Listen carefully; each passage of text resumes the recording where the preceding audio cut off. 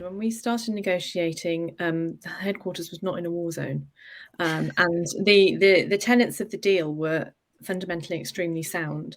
All of our required KPIs were there. Strategically, the services that PEP Group brought were very complementary to what we were trying to achieve in terms of providing a solution to fragmented content that many brands are looking for to help them scale across all the markets and channels and what have you very easily, and languages, of course. So, there was a lot of logic to that deal already. Now, of course, when war broke out, everyone sort of takes a breath and thinks, well, hang on a second. But really, that breath is just to ask, and what are the contingencies? Because the fundamentals of the deal are still there. They're still very solid. And if, we work largely online, everybody was in a safe location, the kind of no client work was dropped or missed.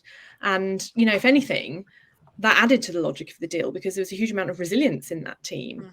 That was very impressive. And the clients clearly trusted them because they were continuing to give their work to them. So if the clients are happy about that and confident, why wouldn't we be? And I think it's also a question of how big the risk is relative to your overall business.